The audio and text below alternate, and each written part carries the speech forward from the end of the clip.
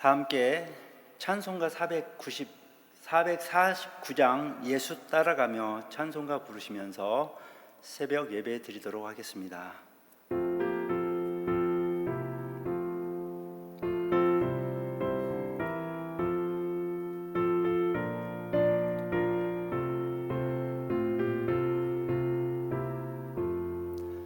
예수 따라가며 복음 순종하면 우리 행할 길 환하겠네. 주를 의지하며 순종하는 자를 주가 늘 함께 하시리라. 의지하고 순종하는 길은 예수 안에 즐겁고 복된 길이로다. 해를 당하거나 우리 고생할 때 주가 위로해 주시겠네. 주를 의지하며 순종하는 자를 주가 안위해 주시리라. 의지하고 순종하는 길은 예수 안에 즐겁고 복된 길이로다. 남의 차임을 지고 슬픔 위로하면 주가 상급을 주시겠네. 주를 의지하며 순종하는 자를 항상 복 내려 주시리라. 의지하고 순종하는 길은 예수 안에 즐겁고 복된 길이로다.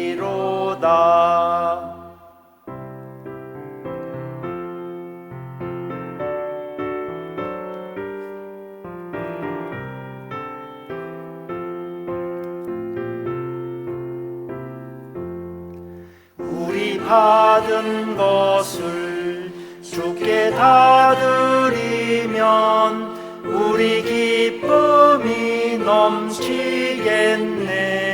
주를 의지하며 순종하는 자를 은혜 풍성케 하시리라.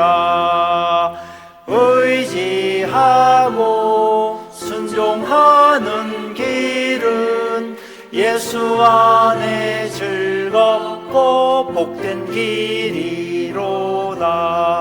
주를 힘입어서 말씀 잘 배우고 주를 모시고 살아가세.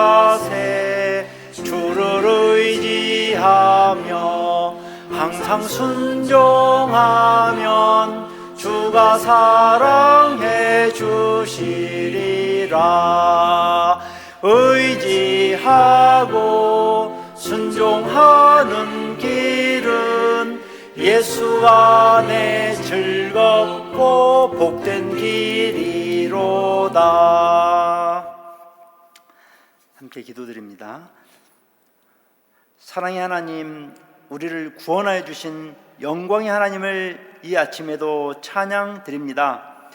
우리에게 모든 사랑과 은혜를 내려주시니 감사를 드립니다. 주님, 오늘 하루를 주신 주님 진심으로 감사를 올려드립니다. 하나님 아버지, 우리에게 성령으로 충만하게 하여 주시옵소서. 회개의 영과 순종의 영과 증인의 영으로 충만케 하여 주옵소서. 이 시간 십계명에 대해서 배우고자 합니다. 하나님을 사랑하고 이웃을 사랑하며 살기를 원합니다.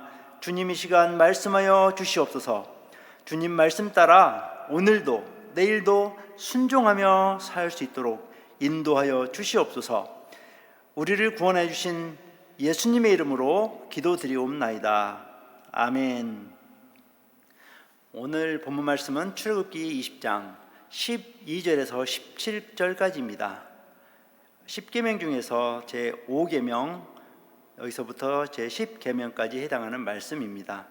마치 우리가 시내산에서 말씀하시는 하나님의 계명을 받아 읽는 것처럼 이 시간 우리의 마음의 귀, 우리의 영의 귀를 열어 듣기를 원합니다. 내 부모를 공경하라. 그리하면 내 하나님 여호와가 내게 준 땅에서 네 생명이 길리라. 살인하지 말라. 간음하지 말라. 도둑질하지 말라.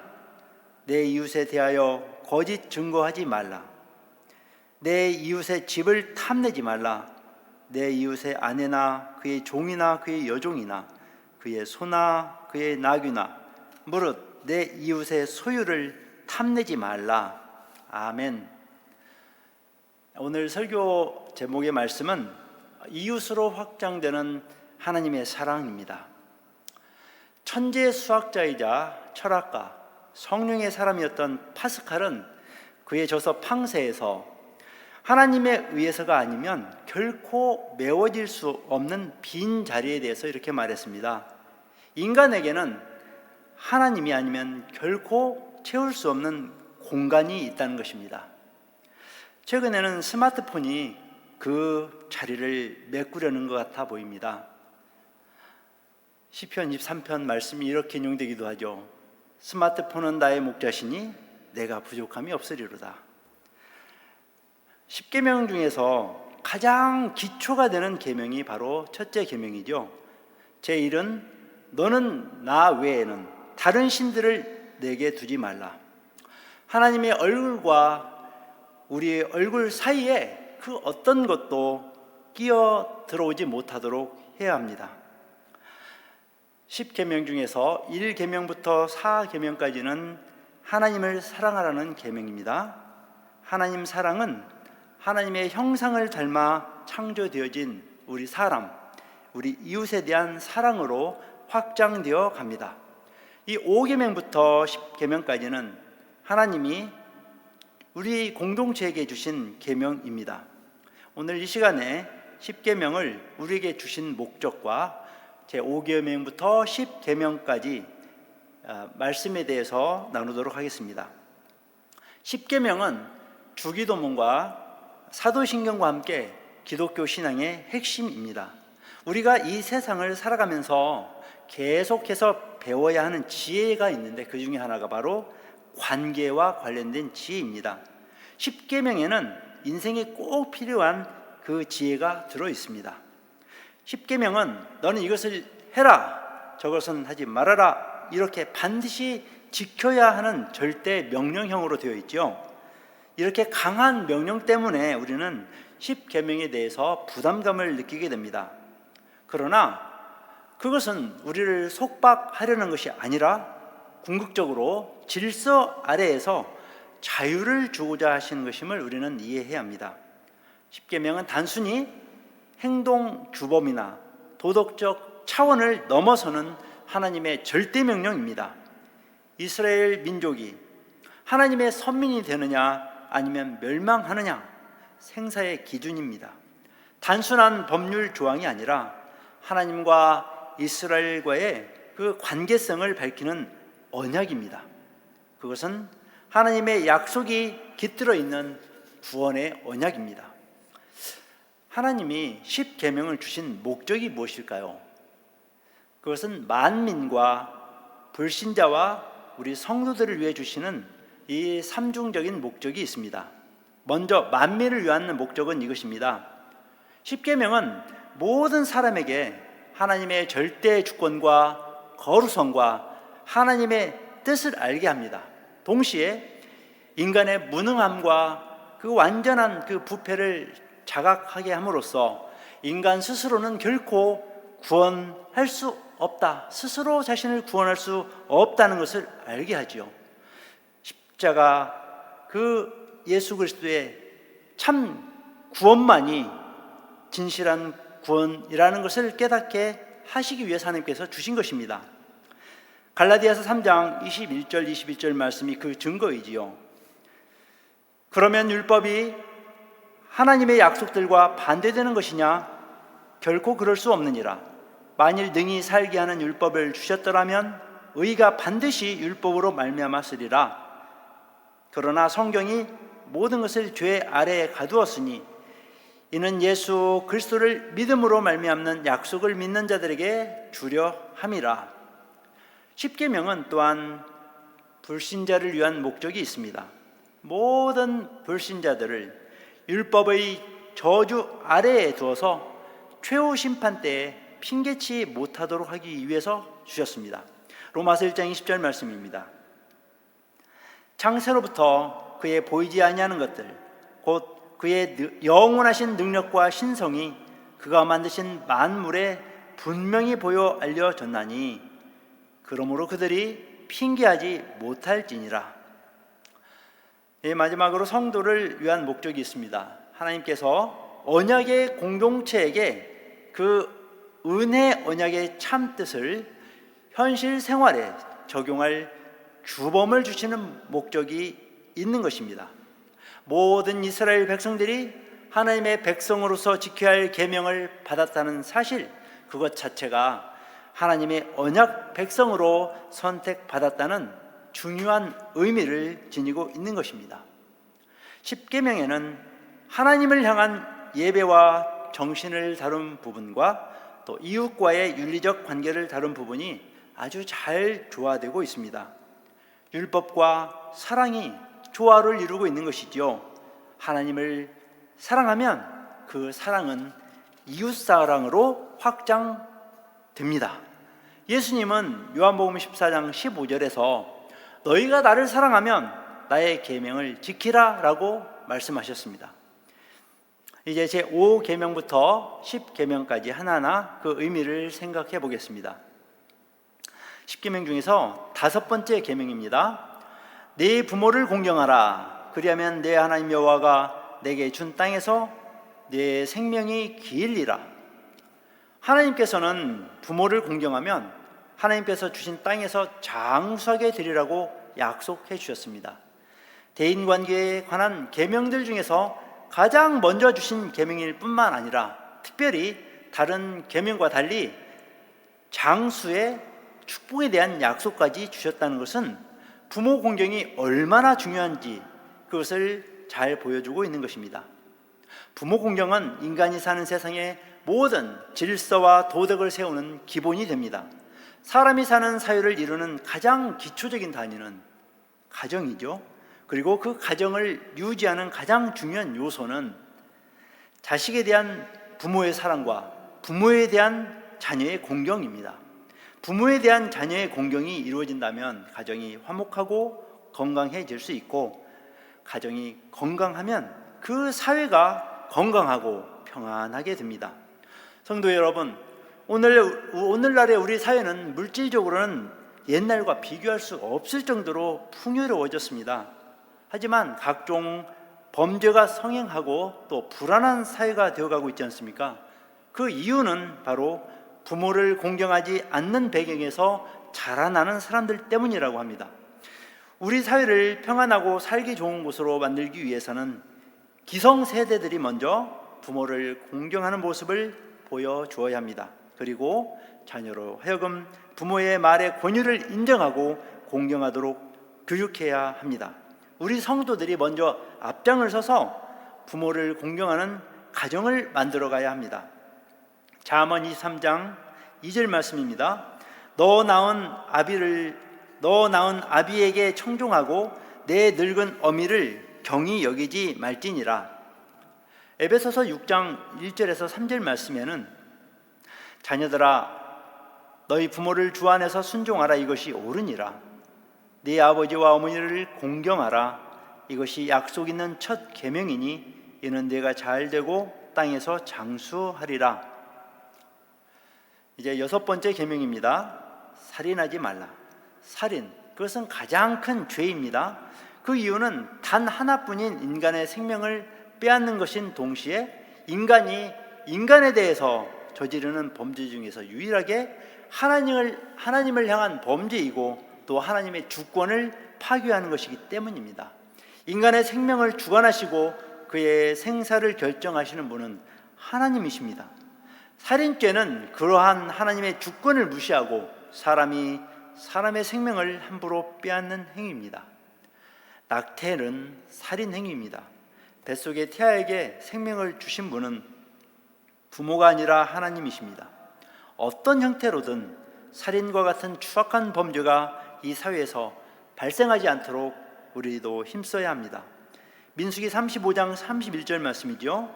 살인죄를 범한 고살자의 생명의 속전을 받지 말고 반드시 죽일 것이며, 또한 요한계시록 22장 15절 말씀에서는 개들과 술객들과 행음자들과 살인자들과 우상 숭배자들과 및 거짓말을 좋아하며 지어내는 자마다 성 밖에 있으리라. 성도 여러분, 성경은 직접적으로 사람을 죽이는 것만이 아니라 형제를 미워하는 것, 형제를 향하여 욕하고 미련하다고 무시하는 것은 살인이라는 것이라고 말씀하고 있습니다. 그러므로 성도들은 모든 사람을 대할 때에 존귀하게 대해야 합니다. 베드로전서 1장 22절에서 이렇게 말씀하고 있습니다. 너희가 진리를 순종함으로 너희 영혼을 깨끗하게 하여 거짓이 없이 형제를 사랑하기에 이르렀으니 마음으로 뜨겁게 서로 사랑하라. 7번째 계명입니다. 간음하지 말라. 강간이나 간통, 또 매춘, 프리섹스와 같은 것들도 모두 간음죄에 해당합니다. 성적 범죄를 가볍게 여기서는 결코 안 됩니다. 간음은 하나님께서 세우신 인간 사회를 파괴해 버립니다. 성도 여러분, 어떤 일이 있어도 성적 순결을 지켜야 합니다. 간음죄의 유혹으로부터 승리하시기를 바랍니다.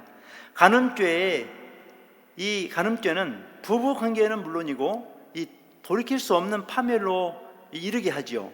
성행위는 하나님께서 부부 사이에 서로의 사랑을 표현하고 느낄 수 있는 도구로 주신 축복의 선물입니다. 그래서 부부는 결혼할 때 평생 순결을 지키겠다고 서약을 하는 것입니다. 간음은 부부 사이의 신뢰와 하나님을 깨뜨리고 나아가 가정을 파괴하며 하나님께서 만드신 사회 전체의 질서를 깨뜨리는 결과를 가져오는 것입니다. 히브리서 13장 4절에서 간음하는 자들에 대한 심판을 경고합니다. 모든 사람은 결혼을 귀히 여기고 침소를 더럽히지 않게 하라. 음행하는 자들과 간음하는 자들을 하나님이 심판하시리라. 8번째 계명입니다. 도둑질하지 말라. 여기서 도둑질이라는 것은 단순히 남의 소유를 훔치는 것만을 의미하지 않습니다. 사람들이 도둑질을 하는 이유가 무엇일까요? 다른 사람들처럼 열심히 일하여 땀을 흘리지 않고 손쉽게 한꺼번에 많은 것을 얻으려고 하기 때문입니다. 다른 사람의 소유를 훔치는 것만이 아니라 땀을 흘리지도 않고 일확천금을 얻으려는 행동, 이것도 도둑질입니다. 남들이 열심히 일할 때 부동산 투기로 떼돈을 벌려는 사람들이나 복권이나 도박을 통해 쉽게 돈을 벌려는 사람들, 자신은 열심히 일하지 않고 다른 주위 사람들의 도움만으로 쉽고 또 편안하게 살려고 하는 사람들, 이들 모두는 직접 다른 사람들의 소유를 훔치지는 않았지만 도적질한 것과 진비 없는 삶의 그런 모습입니다. 하나님은 인간을 만드신 후에 땅을 정복하고 다스리라고 명령하심으로써 인간으로 하여금 땀을 흘려 열심히 일하도록 하셨습니다. 우리는 땀 흘려 열심히 일하고 오직 땀 흘린 만큼의 그 대가를 바라는 삶을 살아야 하는 것입니다. 에베소서 4장 28절 말씀입니다. 도둑질하는 자는 다시 도둑질하지 말고 돌이켜 가난한 자에게 구제할 수 있도록 자기 손으로 수고하여 선한 일을 하라. 데살로니가 후서 3장 10절 말씀에는 우리가 너희와 함께 있을 때에도 너희에게 명하기를 누구든지 일하기 싫어하거든 먹지도 말게 하라 하였더니. 자, 이번 9번째 계명이죠. 내 이웃에 대하여 거짓 증거하지 말라. 이 계명의 1차적인 의미는 재판석상에서 위증을 금하는 것입니다. 이 계명은 다른 계명과 마찬가지로 인간 사회를 유지하는 교훈을 담고 있습니다. 진실한 말을 함으로써 서로 신뢰할 수 있는 사회를 만들어가야 하는 것이죠. 상대를 속이지 않고 자신의 이익을 위해 거짓말을 하지 않고 언제나 바른 말을 해야 합니다. 이 불신의 시대에 우리 성도들은 오직 진실한 말을 통해서 이웃 간의 신뢰를 회복하고 서로가 서로를 믿고 의지하는 사회를 만들어야 합니다. 에베소서 4장 25절에 이렇게 말씀하고 있습니다. 그런즉 거짓을 버리고 각각 그 이웃과 더불어 참된 것을 말하라. 이는 우리가 서로 지체가 됨이라. 이제 마지막 10번째 계명이죠. 내 이웃의 집을 탐내지 말라. 내 이웃의 아내나 그의 남종이나 그의 여종이나 그의 소나 그의 나귀나 무릇 내 이웃의 소유를 탐내지 말라. 인간관계에 관한 다른 계명들은 구체적인 행동에 대해서 말씀하고 있지만 이 10번째 계명은 사람의 마음에 관한 죄를 다루고 있습니다. 즉 구체적인 행동이 아니라 이웃의 것에 대해서 탐내는 탐심 자체를 금하신 것입니다.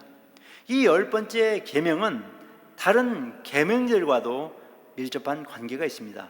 이웃의 아내에 대한 탐심은 제7계명인 간음하지 말라와 관계가 있고, 이웃의 소나 나귀 등 이 소유를 탐내지 말라고 하는 것은 제8계명인 도둑질하지 말라와 밀접한 관계가 있습니다. 또한 부모에 대한 불효와 살인에 대한 이 동기도 탐심에서 비롯된다고 할 수 있습니다. 예수님은 그 바리새인들의 마음속에 탐욕과 이 교만, 불의가 가득 찬 것을 꿰뚫어 보셨죠. 그들은 겉으로는 의로운 척하고 누구보다 율법을 잘 지키는 척하였습니다. 마태복음 15장 19절 20절 말씀이죠. 마음에서 나오는 것은 악한 생각과 살인과 간음과 음란과 도둑질과 거짓 증언과 비방이니 이런 것들이 사람을 더럽게 하는 것이 아니요 씻지 않은 손으로 먹는 것은 사람을 더럽게 하지 못하느니라. 누가복음 12장 15절 말씀에서 예수님은 저희에게 이르시되 삼가 모든 탐심을 물리치라. 사람의 생명이 그 소유에 넉넉한 데 있지 아니하니라 하시고, 성도 여러분, 하나님의 백성으로 산다는 것은 결코 쉬운 일은 아닙니다. 하나님의 말씀대로 산다는 것은 형식으로의 순종이 아니라 그 마음으로부터의 계명에 순종하는 것이기 때문이죠. 그러므로 하나님의 말씀과 율법 앞에서 먼저 자기 자신을 돌아보아 마음으로부터 순결하고 겸손한 자가 되기에 힘써야 합니다. 이제 말씀을 정리합니다. 하나님께서 십계명을 주신 목적으로 삼중 목적이 있다는 것을 알아보았습니다.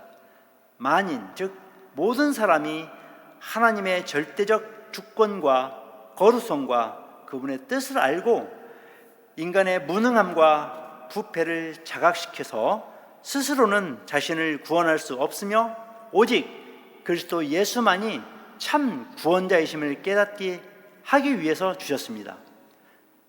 또한 모든 불신자들을 율법의 저주 아래 두어서 최후 심판 때 핑계치 못하도록 주셨습니다. 또한 모든 성도들이 은혜의 언약의 참뜻을 현실 생활에 적용하도록 규범으로 주셨습니다. 하나님을 사랑하게 되면 하나님의 형상을 닮아 창조된 사람, 이웃 사랑을 하게 됩니다. 제5계명부터 제10계명을 규범으로 지켜서 하나님 백성의 그 복락을 누리는 저와 여러분이 되시기를 주 예수님의 이름으로 축원합니다. 주기도문으로 예배를 마칩니다. 하늘에 계신 우리 아버지여, 이름이 거룩히 여김을 받으시오며 나라가 임하시오며 뜻이 하늘에서 이루어진 것 같이 땅에서도 이루어지이다. 오늘 우리에게 일용할 양식을 주시옵고 우리가 우리에게 죄 지은 죄를 사하여 준 것 같이 우리 죄를 사하여 주시옵고 우리를 시험에 들게 하지 마시옵고 다만 악에서 구하시옵소서. 나라와 권세와 영광이 아버지께 영원히 있사옵나이다. 아멘.